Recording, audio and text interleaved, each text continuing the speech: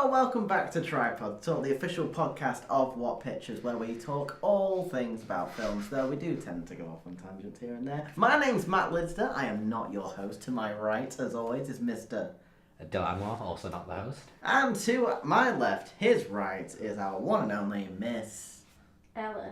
Sophie Ellis, our host You for really today. do a nice little show, don't you? Thank you. Can you please tell us what we're going to be talking about today? Sure.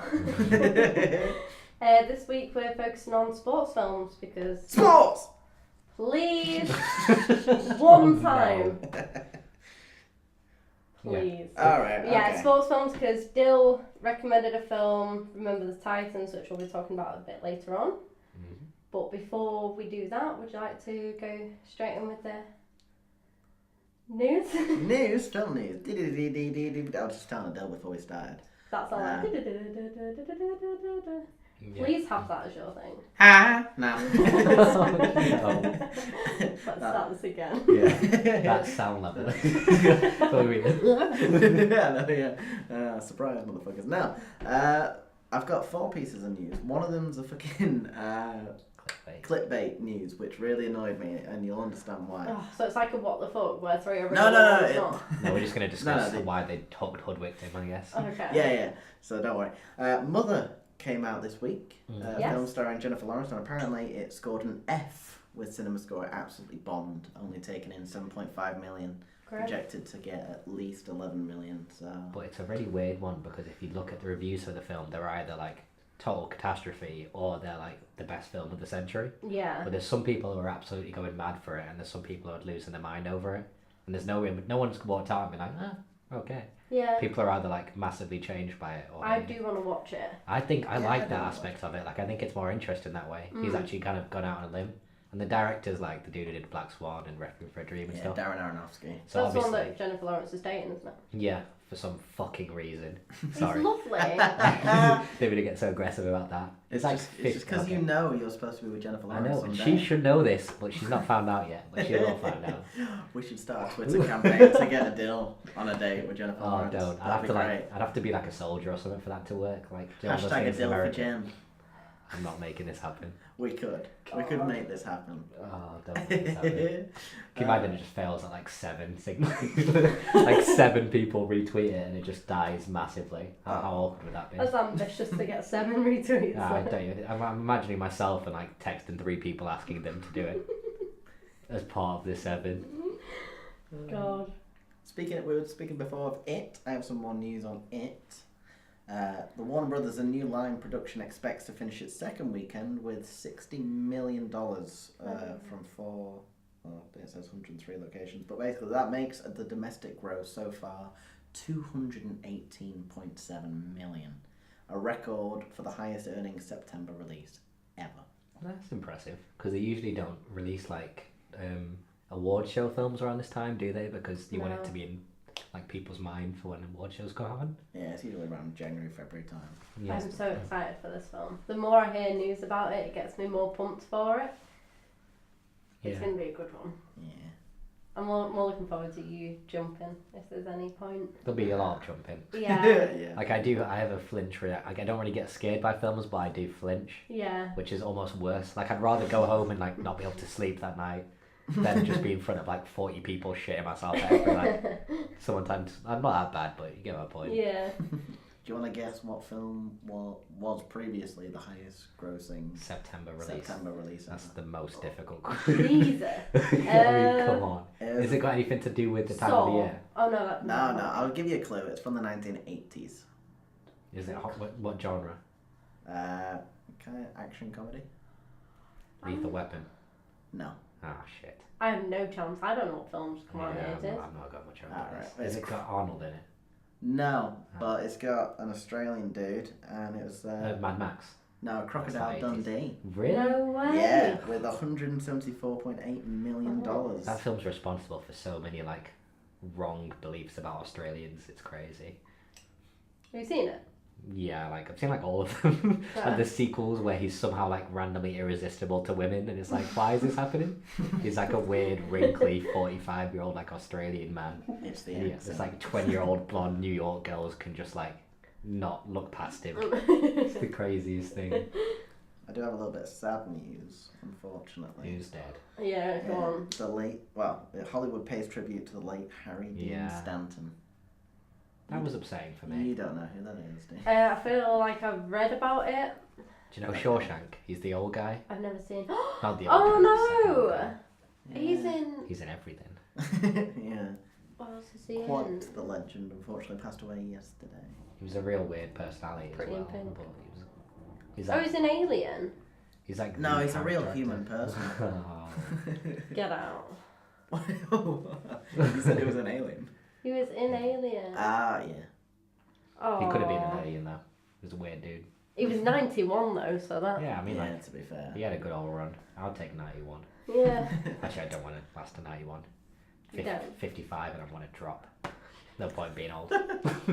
Dropping your prime. I don't want to be all like dementia and like stumbling around. It's gonna True. be a happy episode. Yeah. And this was the clickbait news that fucking got me. I mean, it's still true, but it's just the way that they put it in the title. Avengers 4 is adding a Wolverine character.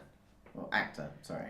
Right. Okay. And I was like, oh my god, they finally got the rights. Turns out they just got an actor from the film The Wolverine playing a part in Avengers 4. So, I can. It's not fully clickbaity though, is it? Yeah, it is, I because think it says a so. Wolverine actor.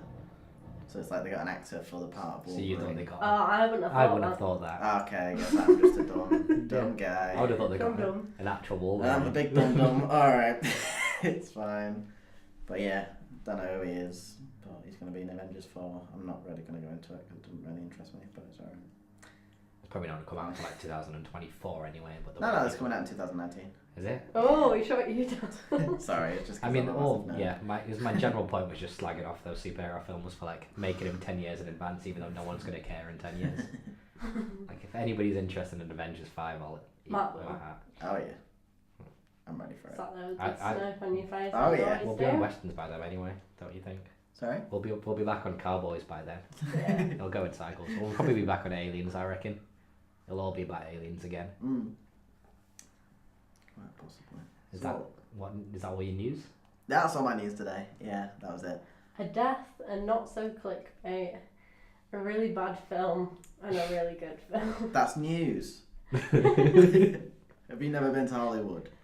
No. No, neither have I. Okay, so the film that you suggested was Remember the Titans. Why did you suggest that? I thought as well it'd be a good film for you guys. It's kind of like a sports film, but also it's a Disney film, and it's the sports kind of more just for context. So Yeah. it's more about the emotions between the people and the time that they were going through and stuff. Yeah. So I thought it'd be a good lead-in rather than something too sport heavy. That way everything would fly over your head. Yeah. There's a few films like Moneyball I really like, but that's about baseball, which I don't even really know anything about. Yeah. So I was like, that's not really gonna land. So I thought A, it would kind of work with you guys, and then B as well, I just like super emotional, like rightsy type films. Yeah, before, like, I want, like, last week, you tried to sum up the story of 10 Things I Hate About You, which ended up definitely not explaining the film we watched. It was exactly the film that we watched. But if you try and explain this plot summary, but before we do, Okay. me and Matt were watching it. I know I mentioned to you before. Mm-hmm. Right at the end, I was just like, spoiler alert, someone's gonna die. And Matt was like, no one's gonna die. They died. And I've never been so smug about someone dying ever. Like, but I yeah. just didn't see it coming, Well, to be honest. go on, what is Oh the no! what is the Alright. plot of Remember Okay, the so the Titans? plot, the story is. That's the thing Matt has to do. I'm on board with Yeah. Matt. Yeah. He has to Oh, do this no, rather right. than me. It was my film. Okay, please excuse my differentiation between characters. It's just merely stating facts. Right. So you got this Oh, black no. There coach. we go. Black coach comes into quite a Could have white just said Denzel. community. Well, Yeah. Denzel, Big Denz, Big my Denz. mate D, comes into a white community. He's like, you know what? I'm the coach now. Suck me. No, he doesn't say that. Oh, Jesus. No, he doesn't say that. But basically, This is it's a bad set idea. back, set back in the Why did you 70s, start this? 60s, 70s, something like that. Probably about 70s. 70s. And Maybe earlier, actually. yeah, I think it might be 60s. Yeah, because it was fucking segregation was still going on. It wasn't happening in the 70s. Yeah, so basically, whites are all against the blacks. They don't like them. So Denzel takes his crew, his team, because like a lot of the white guys dropped out because their head coach is now not the head coach, and now he's like the secondary coach. They're like, we're not playing for anyone else, coach. And he's like, well, that's nice, but you'll fail school, so play football. So Yeah, they're American football players in high school, just to give Oh, a bit yeah. of background. Already Dylan's playing the football than you. all right, so comes to the tryouts. There's a load of black guys, big fat white guy. No, did I say black guys? White guys. You said a lot of black guys. And a big Yeah, fat yeah, one. yeah. And then big fat white guy comes in. He's like, I just want to be on the team. And then all the white guys come through, and they're like, what the hell are you guys doing here? And then Denzel is like, you know what? We're going to camp. You guys are going to bond, and it's going to be great. So they go to camp, they bond, and it was great. And then they have to go back to school. But everyone doesn't like them at school because everyone's still segregated apart from the football team. So they've got to kind of come over this whole prejudice against them, and then they kind of come together in the end. And through the power of football and love, Denzel takes his team and wins the championship. And also, because at some point the principal or the head dude was like, if this guy, this coach, loses, you'll lose your job. And then he was like, right, so we got to win. So they win, and that was it, really. Someone also got paralysed. Yeah. Oh yeah, we forgot about that bit. So right before We the forgot. big match, Oh, yeah, right no, you before did the well. big match, the head was he the head quarterback, head The head quarterback. head He QB. was one of the pass rush. He was one of the pass rushers. Yeah, He the was a white defensive guy guy. basically gets in a car crash, and he becomes paraplegic, and you're like, oh shit. So Yeah, and he became best mates with this black guy, and those two were like. yeah, they the were lead just guys like from the each team. other. Yeah, Yeah, they were brothers. they were the yin and yang, if you were, Okay. literally. Yeah. Yeah, I mean, they weren't, because they were the same personality-wise, but but they were white and black. they were white. Together on the They same page, together, like they should be. And then they win the championship. It turns out it's not like a flashback, but apparently that character who was a paraplegic ended up dying, and then they all came together, which I thought was really weird. And then that's how the film ended. They all got back together for his funeral, didn't they? Yeah. That's where it kind of they were thinking back. I liked that though, because I thought like this is one of those things that, although it seems very momentous when it was happening, like as one of those guys, you just go on with your life, doing whatever you're doing, and you kind of put it to the back of your mind. And like that guy's funeral worked as a good way to bring the whole story back up and have them all back together. Yeah. And I It think was 10 years on, wasn't it? yeah, and it puts it in a bit more perspective because it is like, it's a major thing that they're talking about, like the time that they were in compared to about 10 years later. Yeah. But I just really liked it because I just think sports can be used as a really good metaphor for talking about other lessons, and I think especially with kids and stuff, like you don't want anyone to be lecturing at you, but if somebody gives you a story in the context of your favourite sportsman, for a lot of kids it's like you don't take it as a lecture, you take it as an aspirational thing. Yeah. So I think the sports do a really good job of just talking about the issue of segregation, that like people being people, they can get along with everybody, but Yeah. other societal stuff gets in the way. So I just really like the film and the way it's able to do that. And then it's got Denzel, and it's got a really, really good cast as well. It does, yeah. Had a young goose in it. Young who? Ryan Gosling, Oh yeah, the goose. Daddy Goss. But yeah, he's good in it as well. Didn't really see as much of him as I thought. No, But I love little Hayden. She's sassy. great. She's She is, so isn't she? sassy. Though the other little girl was sassy though. The little black girl. Yeah, and she's like, just paint my nails, It and was- she just like wasn't interested at all. It's a really good way to like mess with the whole expectations as well, with like the white girl being the little tomboy and the black girl being the posh, like uptight. Yeah. Like it was I don't know, I like the film a lot. Yeah, it was really emotional. I like that it gives you a good feeling. Despite all the bad things that happen, it just makes you really like chuffed for them, and Yeah. like shows that you can sort of rely on people, and that teamwork sort of thing I think you can only see through sports films. Yeah. I mean, I haven't really seen many of them. I haven't even seen Space Jam. Lola Bunny might be my first ever crush. Yeah, I understand that.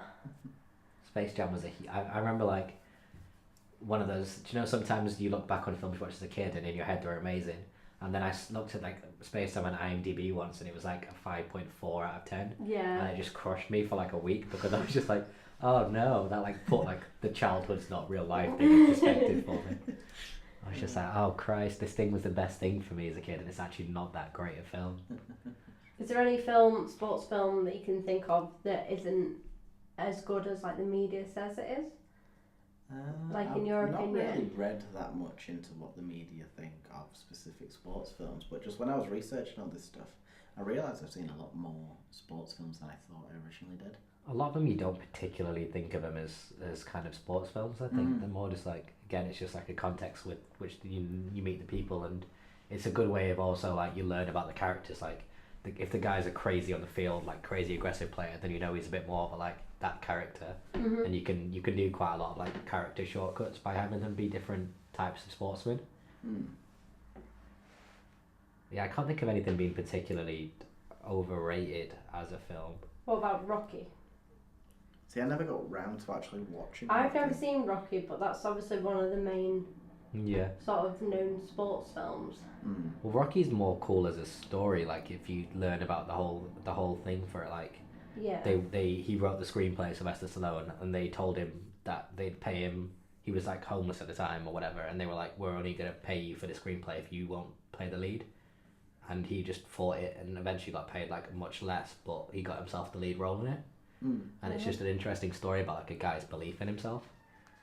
Like I just think Rocky's cool that way, and obviously like the films are hit and miss, but I think they're a lot like if you watch him at the right time, like if you watch him with your dad when you're 10 or 11 or whatever, it can be like a big moment for a son. Yeah. Particularly.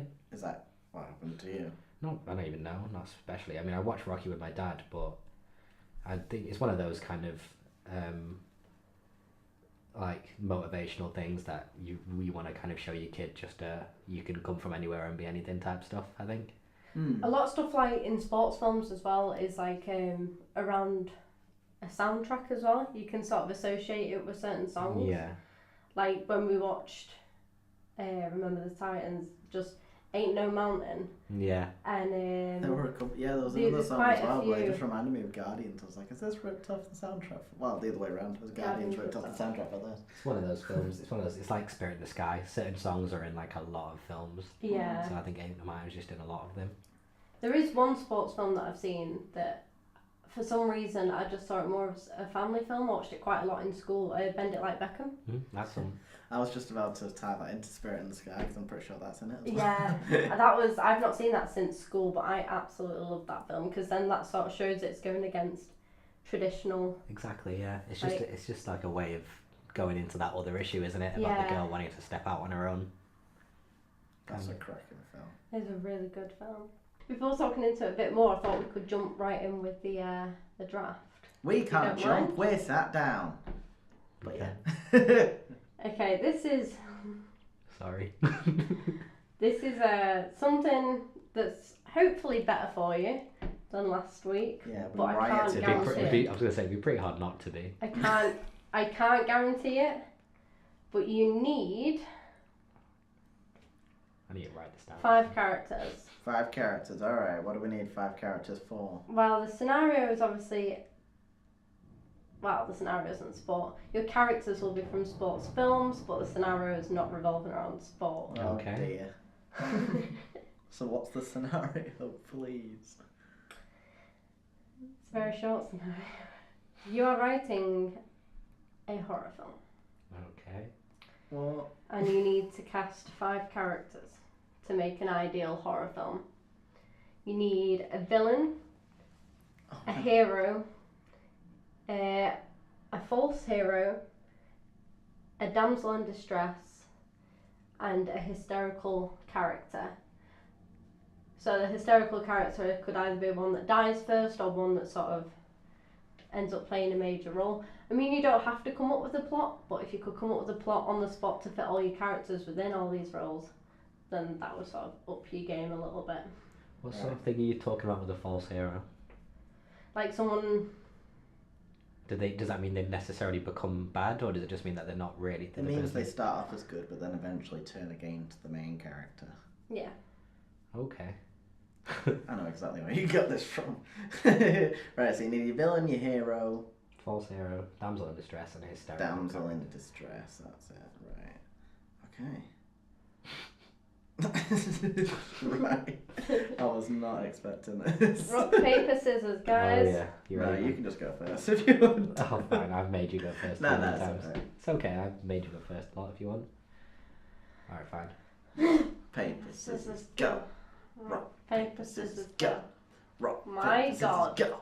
Rock, Guys. paper, scissors, go. Ah! Got him. Only What took do I want 4 to do? times. Right, I will go. After all that, you can make me go first. I was gonna say, right, sorry, I'm just gonna go first. I don't care. Okay. Right, as the hero for my horror film, I'm gonna take Denzel from Remember the Titans, Okay. just because he's got his leadership skills, he's organized, he's also kind of intimidating. Like you see him scare people down a fair amount of times, and he's Denzel, so you just want to follow him everywhere. And he's got that he's got a very defined like moral belief kind of Okay. system.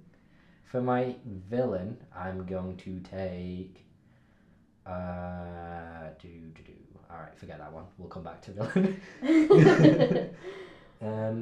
For my hysterical character, I'm going to go on a curveball.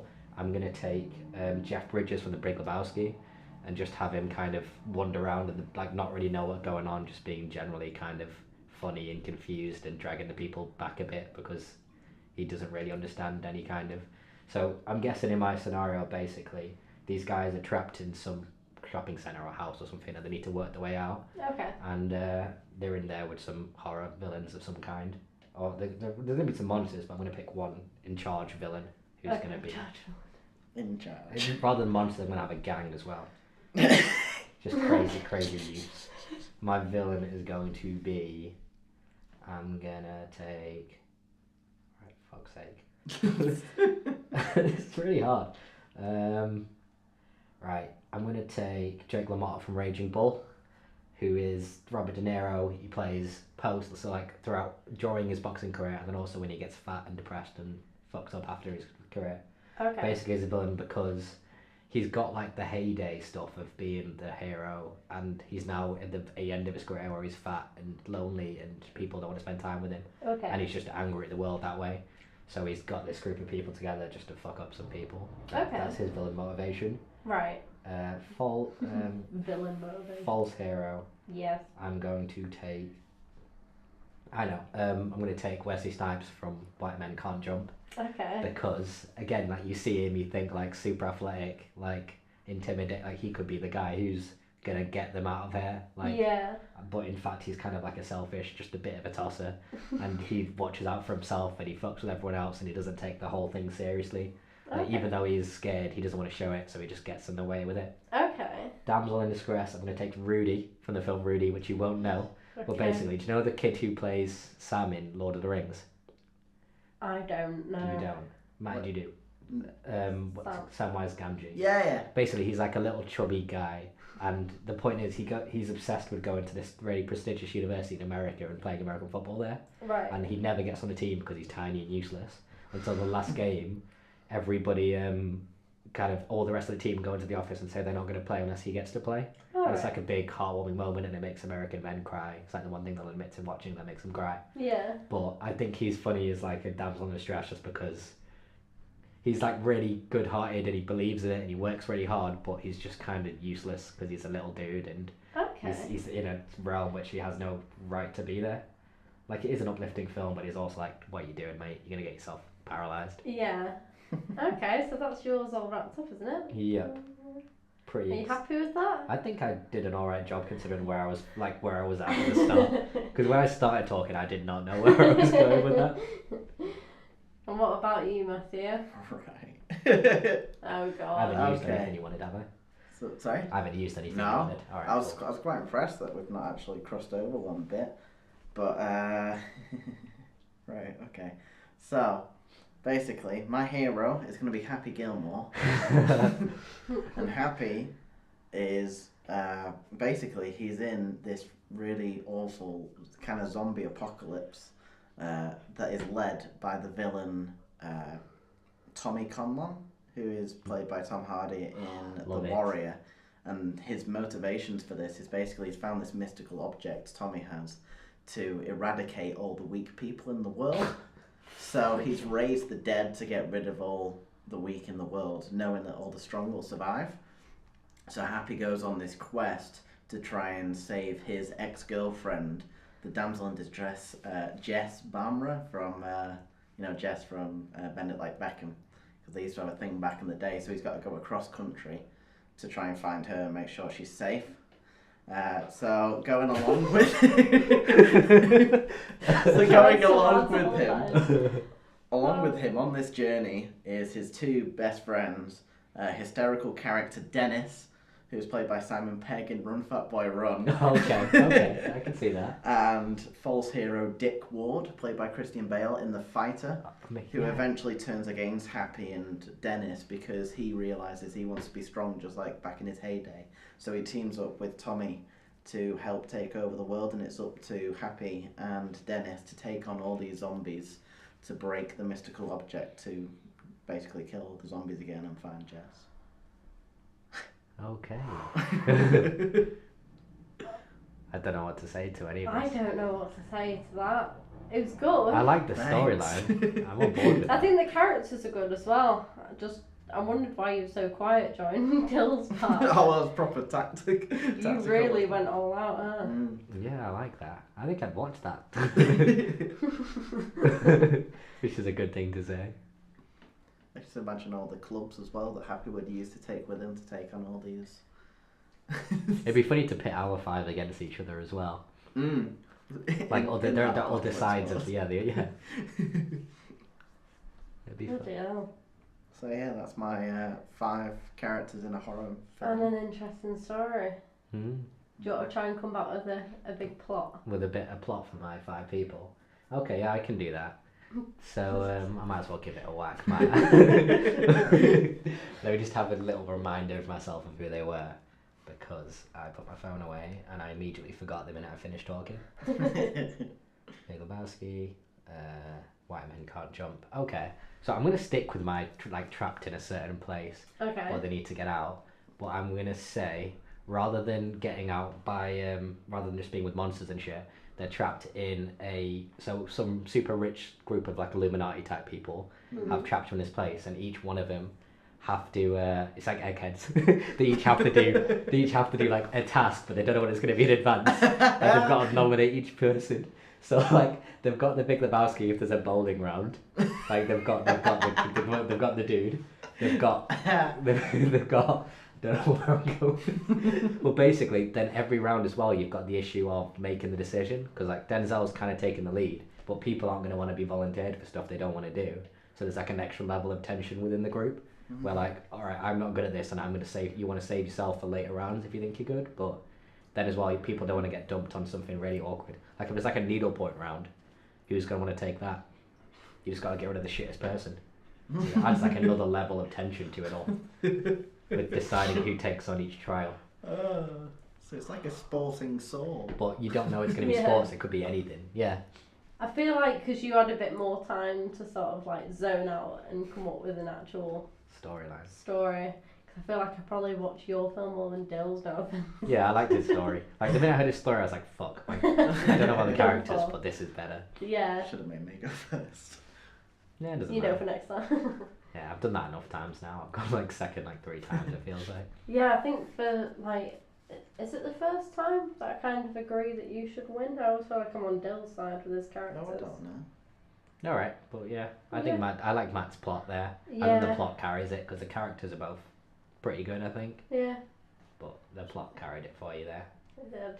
I'll happily concede. Sweet. Yeah. Awesome. Well, you get to win that one. Yay. So what is it, Dill, that you actually love about sports films? Sorry, I'll start again. That was just What? I was asking the man a question. Because you brought up sports films, right? You want to talk about this week. What is it you actually love about it? Well, I watch a lot of sports myself in general. Just I've always kind of found it a good thing. Like I've always liked playing him, and then liked watching him. Like I'm quite competitive, and I get intense about it. Now, you haven't seen me like this game. I get a bit competitive, but if I'm playing football, I go mental. So I'm like I like that. I like the fact that there's that side of it. I just think it's a good way as well to kind of, as a context to tell stories. Like, I just like sportsmen as role models. So in terms of what they do, like the work they put in and the fact they find what motivates them, and Yeah. like they're able to not get distracted by all the other useless shit that we all get distracted by, and just actually like accomplish something with their life. Yeah. Like I always liked that as like an aspiration as a kid, and then it's also just a good distraction because you don't know what you're gonna see. Like people are capable of doing, like whenever you can turn on any game of any sport and somebody might do something mind blowing Yeah. at any second, and you just kind of live with that. Like I know a lot of Americans when they try and watch our football, they're like, but when's the adverts? Like there's 45 minutes straight, what if nobody scores? Yeah. Like it blows their mind that a game can end 0-0. But once you like understand an actual game on a better level, like I suppose it can be applied to like if you're obsessed with filmmaking, when you watch a film you don't just see what's happening, you see like the techniques people have been using and shit like that. Yeah. Like when I'm watching Yeah. football I see like super in depth, like just the way people move, the balance and how he's setting stuff up and when he's setting off with his run Yeah. and all that kind of shit. So I think it's just another thing that like it feels good to know a lot about something, Yeah. and it can kind of do it with a lot of sports. Hmm. So I just think in films as well, it's cool as a like a conduit to pushing a message across. Like you take more, like if your dad tells a kid to pay attention in school, it's like alright, whatever. But if like Ronaldo or Kobe Bryant or some big sports person says like you need to take this seriously Yeah. because it's gonna make a difference, like that's gonna make much more effect on you than just Yeah. anybody else. So there's a lot of ability to do good stuff with sports. Like obviously there's the other side of it, like all the kind of corruption and racism and shit like that going on. But that goes with everything. But you can kind of do a lot of good from it, I think. They're so emotional as well. Well, Like- people can't understand it as well. Like how I do get to a degree where like people punching walls and like crying. And Yeah. I actually, to be fair, every time England got knocked out of a tournament, I cried from like age 10 to 18. Did you? It's just part of what happened. I broke a sofa when we went out of the Euros because I was jumping around on the penalties and I went straight through the bottom of it. It was the first time I've been left home alone. My mum and dad were like, right, we need to go out this afternoon, but we know this game means a lot to you, so just stay in the house and don't break anything and don't open the door. And I was like, I don't care, the football's on. And then I just went straight to the sofa and I was like, alright, I guess I'm leaving then. Tried to find one of those like sticks with a handkerchief to like make my way in the world. Walking down the road with your hand out. Like. Yeah, I guess it then. I guess I'm leaving. Yeah. Yeah, I just really I like them as a context to see things through. I think in films, that's what I think they're most useful for. Yeah. See, when I watch them, for me, because I don't really see the sports behind it, but it's such a feel-good sort of film because you finally get behind this team or this character and you're like, yes, you can do it, and then finally they do it and you're like, God, you could do it. Yeah. And I was doing that before I watched Remember the Titans. I was like, come on. Yeah, you loved it. And you don't really get that kind of release, like, you know, that kind of build up of emotions and stuff, and then actually getting to see it realised. When you watch, say for example, you're watching like a rom-com or something like that, you don't get that sort of sense of achievement. Because Okay, I do. Well, I suppose you do when people get together. Yeah, like if we took 10 Things to Hate About You, that entire like build up of her rejecting him and then that sort of like the way they flirt is kind of to me like how that is a build up. And Yeah. when they finally get together or something sweet happens, that's sort of like, go on to me. Like, yeah. Go on, my son! Yeah, all that shit. I'd never say go on my son ever. Next time I watch a romantic comedy now, I'm like, get in there, sunshine! Stop it. I think they're good as well because like it's an unlimited. So, like there's no one's learned everything about a sport. Yeah. So like that's why like when you retire, people get into golf because the degree of difficulty and this putting the time in, like, and there's also just basic benefit. I know I'm talking about sport in general here, but what the fuck, like at least people are outdoors and like breathing like some fresh air and moving about a bit. Yeah. Because it's I don't know, it's too easy to just end up sat at home playing everything on your Xbox and not doing anything. Yeah, my granddad still goes out and plays like 3-4 times a week. Well, they do a lot of walking football and stuff. He's like 70. I really hope he doesn't listen. Maybe he's like 75, something like that. I'm going to make sure I listen. But Did someone just knock on your door? I don't know if I like it. I'll just go check quickly. It might just be the other one. The other door knocking. Who do you guys know? No. No one. That's why it's scary. Nah, no one's there. Okay, fair enough. Maybe it's just Except someone that slamming a door. one guy that knocked on because he was parking in our space and we left him a note I remember. Oh yeah. and he just knocked on. Yeah, well, they shouldn't have powered that, shouldn't they? You didn't say that though. You're like, oh no worries, mate. Yeah, we moved in today, even though we'd been moved in for. I like didn't 3 say months. that. He went, oh, is it your moving day? And you went, yeah. I didn't hear what he said. Oh, I do that all the time, to be fair. Like, if I don't hear what somebody says, I'll try once. They'll be like, sorry? And then I'll just be like, yeah. You did that though, and he was like, happy moving in days. He left and he went, yeah, you too. Like, Oh, you're and he absolute didn't troll. even click, and I was just stood there like, Oh. Matt, this is why you listen to people. No, it's because I couldn't hear him. You I too. wasn't listening. You too. Have a great moving in day, mate. Thanks for good content. Don't come. Dank content. Jesus. Thanks. Did we have anything else we wanted to do? I No. keep forgetting all the, like, fucking... There, before we wrap up, we would be going Why are back you cold? to. Oh, dear. Right, so next week it's just me and Dylan on the podcast. Before we wrap up, I thought we could go right back to Matthew for a film tip of the week Oh yeah. that we did mention before, so I hope he has a nice little tip for us. Yeah. Always put your camera on a tripod. Always put your camera on. Fucking I don't have one. I told you before. I know, I forgot, alright? Right, well you have to find one because Shit. it's the second week of you wanting to do the speech and you've not even done anything. It is a bit of a, like, random, like, side turn as well to suddenly talk about making a film in the middle of it. Yeah. Bit of a left turn. Do you want to just leave it? Nah, it's alright, I'll come up with a film. Right, well you can edit this in. Alright, no worry. I always edit something.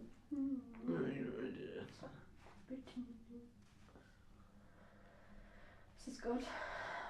Film tip of the week. I got one. Right.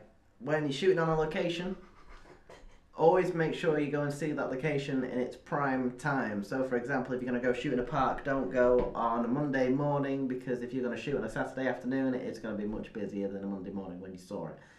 There's your film tip of the week. Always do your research. Did it. Did it. Did it. You kicked my bad foot twice now. Sorry. Well, it's in the way, isn't it? But you want it to be a nice close triangle. I love the triangle. On your left. On right. my left, you're You're right. Right, Oh so my God. let's cut right across that. Next week's theme is what, Matthew? Oh, remakes. Cool. And that is your choice, isn't That it? is my choice. And what is your film recommendation? My film recommendation is It. Finally, we get to see that film. The old version. Oh, it is as well, actually. So, but we are gonna watch the new one together, and then we're gonna review that and go back about the old one, see what the differences are. So, Yeah. if you love it, You love it. You love it. Love it. You love it. And we'll just have a general discussion about remakes, but we'll watch both of the It films just to contrast them and stuff. It's going to be a good one. Exactly. She thinks. I think She it might be thinks. okay. But then you got Wait, the right old one or the first new one? Either.